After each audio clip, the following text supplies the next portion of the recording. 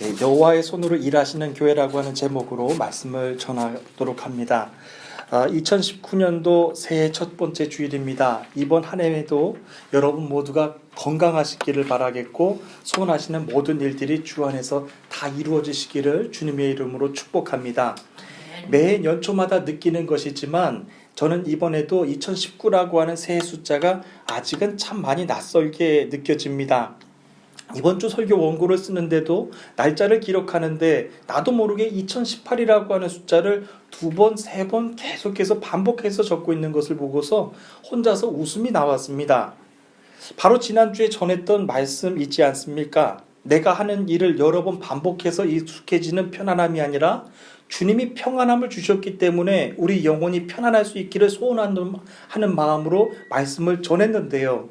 정작 말씀을 전했던 나 자신조차 몸에 익숙해진 것을 다시 반복하고 있는 것을 보면서 주님이 주시는 평안함도 훈련해야 되는구나 라고 하는 것을 경험하는 한 주였습니다.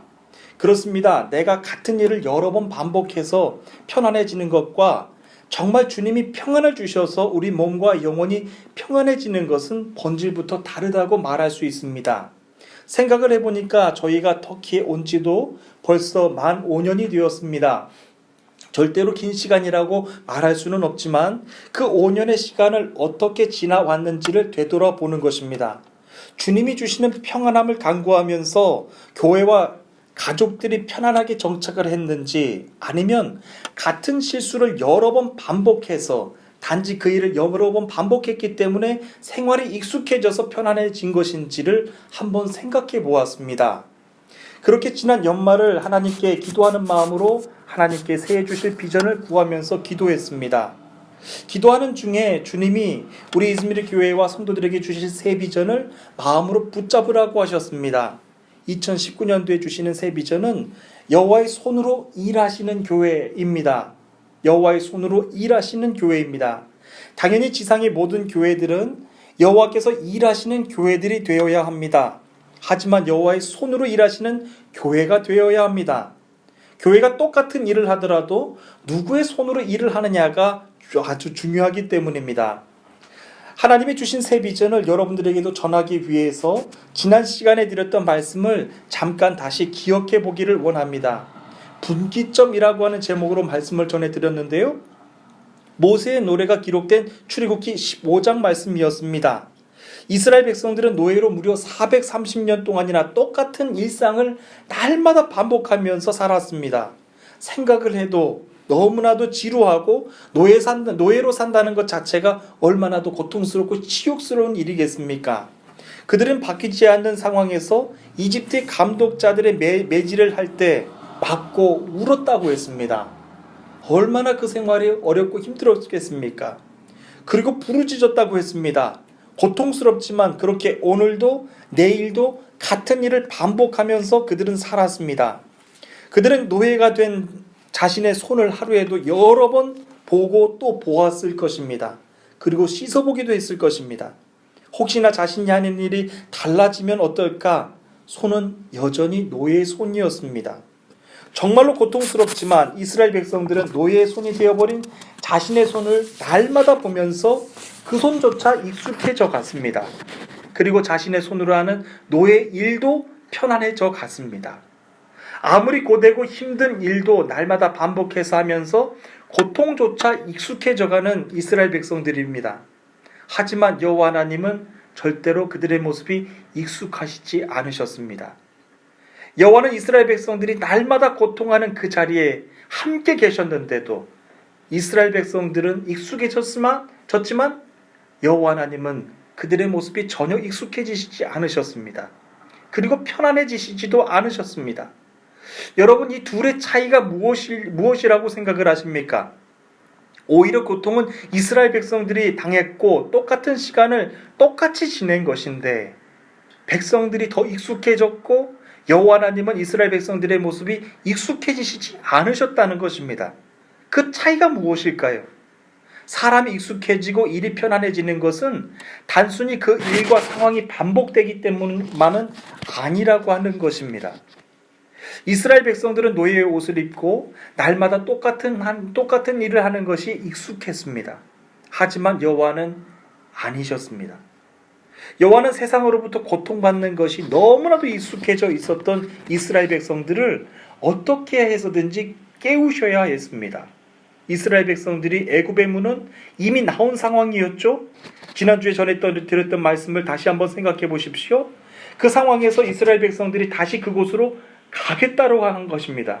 그러나 여호와는 이스라엘 백성들이 다시 익숙한 애굽으로 가도록 내버려 두시지 않으셨다라고 하는 겁니다.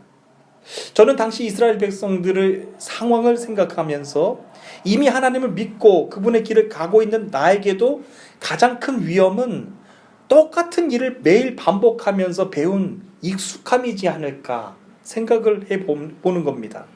그래서 지난 한 해 동안 내가 했던 일들 가운데 다시 한번 익숙함에서 나는 새롭게 거듭나는 것은 무엇인가? 그리고 나는 익숙했지만 여호와 하나님은 불편했던 일은 무엇이었을까? 한번 생각해 보는 것입니다. 나에게 익숙했지만 여호와 하나님은 익숙하지 않으셨던 것이 있으셨을 것입니다. 그것을 여러분들과 오늘 함께 생각해 보기를 원하는 것입니다. 오늘은 새해 첫 번째 주일입니다. 먼저 그 질문을 우리가 함께 던져놓고 오늘 말씀을 전하기를 원하는 것입니다. 자, 이제 그러면 다 함께 본문을 다 함께 읽겠습니다. 출애굽기 15장 22절부터 24절까지 있는 말씀인데요. 우리 다 함께 한 목소리로 읽겠습니다. 시작. 모세가 이스라엘 백성과 함께 홍해를 떠났습니다. 이스라엘 백성들은 수르 광야로 들어갔습니다. 그들은 광야에서 3일 길을 걸었지만 물을 찾지 못했습니다. 그들은 마라에 이르렀지만 마라의 물이 써서 마실 수가 없었습니다. 그곳의 이름을 마라라고 부른 것도 그 때문이었습니다. 백성들이 모세에게 불평을 늘어놓았습니다. 그들은 우리가 무엇을 마셔야 한단 말이오 하고 따졌습니다. 본문은 지난주에 전했던 모세의 노래 바로 그 다음에 생긴 일입니다. 모세는 여호와께서 이스라엘 백성들을 안전하게 홍해바다를 건너게 하셨지만 뒤따라오던 파라오의 전차 부대들 그들은 완전히 숨을 쉬키시면서 빠져 죽게 하신 그 영광의 권능을 보시면서 모세는 여호와를 노래했죠. 이어서 모세 누나 미리암도 소고를 치면서 여호와를 노래했다고 했습니다. 하지만 두 사람이 하나님을 찬양하는 그 자리에 이스라엘 백성들의 모습은 기록된 것이 없습니다. 430년 동안이나 고통받는 노예로 사는 것이 익숙했던 이스라엘 백성들에게 노래는 전혀 익숙한 것이 아니었기 때문이죠. 모세는 이스라엘 백성들을 이끌고 홍해를 떠나 수르광야로 들어갔습니다. 이스라엘 백성들이 홍해로 건너고 첫 번째 맞이하는 광야였습니다.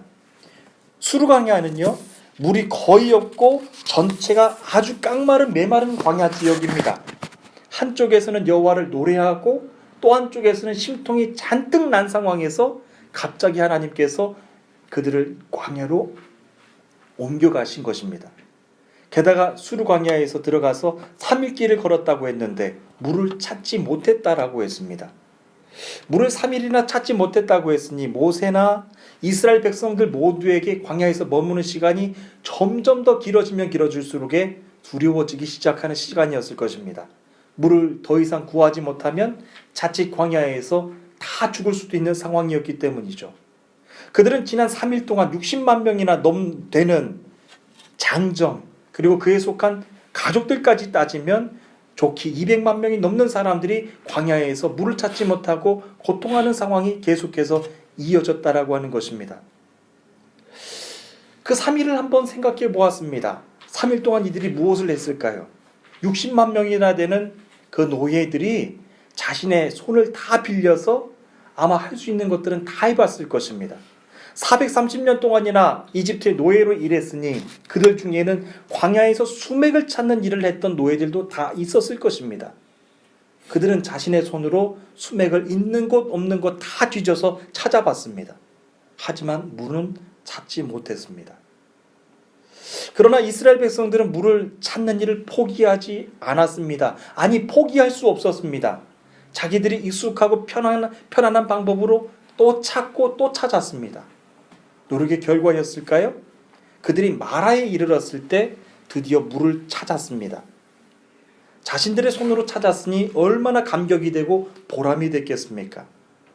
하지만 기쁨도 잠시였습니다. 안타깝게도 그 물은 써서 아주 마시지 못하는 물이었다고 했습니다. 그래서 그곳의 이름을 쓰다라고 하는 뜻의 이름을 따서 마라라고 부른 것도 바로 그 때문이었다고 했습니다.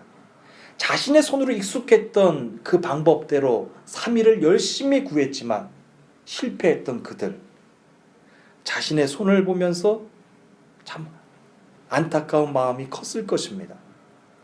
그때부터 이스라엘 백성들은 광야에서 물을 찾는 작업을 내려놓습니다. 그리고 자신들을 이집트에서 끌고 나왔던 모세에게 불평을 틀어놓기 시작했습니다.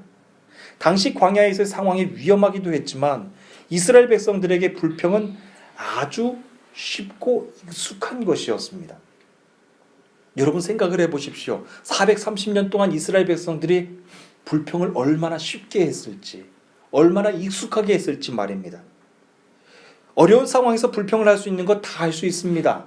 하지만 본문 안에서 한 사람은 유독 불평을 하지 않습니다. 그는 모세입니다. 모든 사람들이 불평에 익숙해져 있을 때 모세는 불평하지 않고 하나님을 찾습니다. 그때부터 이스라엘 백성들은 자신들의 익숙한 것이 마음껏 터져 나왔죠. 마음껏 모세에게 불평했지만 모세는 하나님을 찾는 그 자리에 가 있는 것입니다. 이 두 상황이 어떤 것을 말하고 있는 것일까요? 똑같은 상황이라고 할지라도 사람들은 자신의 익숙한 환경에서 서 있게 된다라고 하는 것입니다. 우리에게도 마찬가지입니다. 똑같이 고난이 오더라도 나에게 익숙한 것에 자리하게 된다라고 하는 겁니다. 만약 내가 하나님을 찾는 자리가 익숙하다면, 만약 내가 하나님을 찾는 그 자리가 편하다라고 한다면, 평안하다고 한다면 상황은 똑같더라도 나는 하나님을 찾는 거예요. 하지만 누군가가 하나님을 찾는 자리가 아니라 불평하는 자리가 편하고 익숙하다면 그는 똑같은 상황에 있을지라도 불평하는 그 자리에서 그냥 불평하는 모습을 보일 수밖에 없는 것이죠. 그것이 바로 수르 광야에서 보여줬던 이스라엘 백성들과 모세의 모습이었습니다. 당시 성인들만 해도 60만 대군이 나왔다라고 했습니다.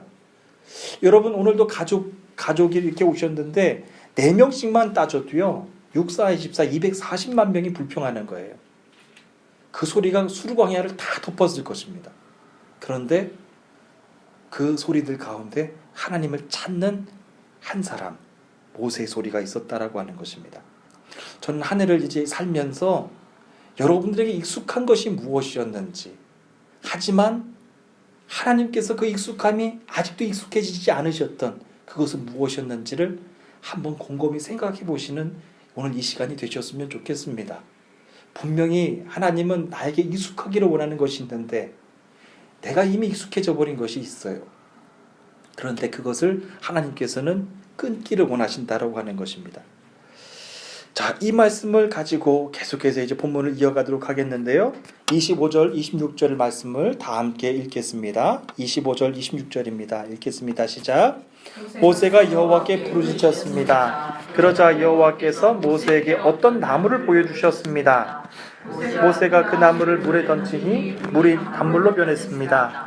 여호와께서 그곳에서 이스라엘 백성에게 규례와 율법을 주시고 백성들을 시험하셨습니다. 여호와께서 말씀하셨습니다. 너희는 너희 하나님 나 여호와에게 복종하여라. 너희는 내가 보기에 옳은 일을 하여라. 너희는 나의 모든 율법과 규례를 지켜라. 그렇게하기만 하면 내가 이집트 사람들에게 보냈던 것과 같은 질병을 너희에게 보내지 않을 것이다. 나는 여호와이다. 너희를 치료하는 여호와이다. 아멘. 영어 성경을 보게 되면 모세는 말 그대로 cry out 했다고 했습니다. cry out. cry out은 말 그대로 고함을 지르다라고 하는 뜻입니다. 이스라엘 백성들이 그렇게 불평불만을 털어놨을 때 모세는요 이스라엘 백성들에게 cry out 했던 것이 아니라 여호와께 cry out 한 거예요.